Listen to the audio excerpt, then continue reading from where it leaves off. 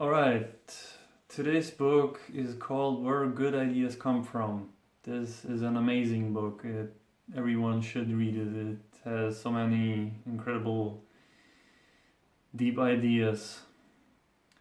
So, I'll talk about one idea, and yeah, that's basically the strategy I want to start using now instead of because books are very long, so I will break the videos down and instead talk about one main point per video.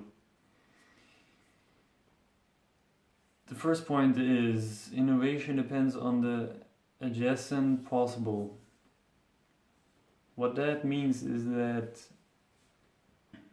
for example, in nature, complex structures such as complex life forms, animals, we ourselves, or even bacteria didn't just evolve from nothing. What first had to happen is that there had to be molecules and proteins, and then cells, and once all those basic ingredients existed, then in the primordial soup, then more complex structures could form. And this rule that in order for something to happen, there first has to exist the basic building blocks. This rule is called the adjacent possible. And we can see in the modern world this law is everywhere. For example,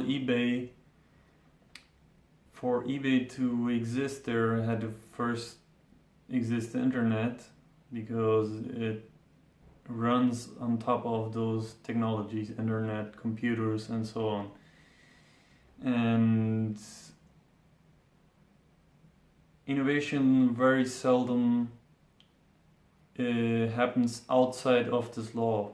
For example, YouTube couldn't have been created in the 90s. It could have, but nobody would have used it because the internet was too slow and it just would not work. So in that case and in the case from eBay, the building blocks were the internet and well, nowadays smartphones.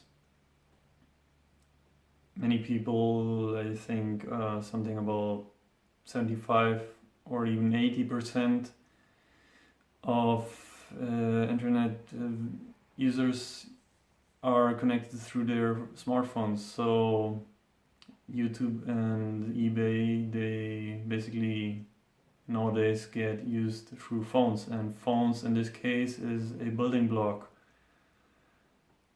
which needs to exist.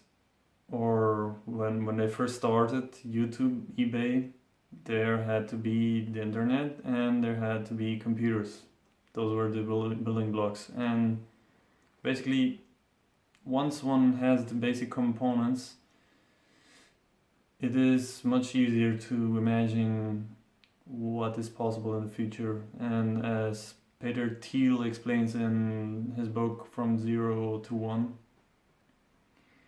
imagining the future is hard exactly because the reason is because we try to project what is possible with the technology we have today, and that's simply not effective because what exists today are the building blocks for today, but tomorrow there will be more building blocks. There will be radically more advanced building blocks.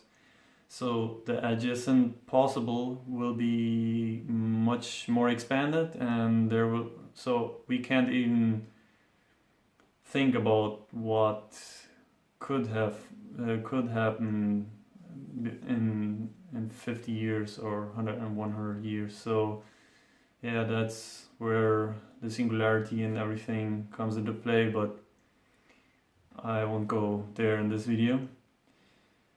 Okay, this is all, I think. I see you in the next part.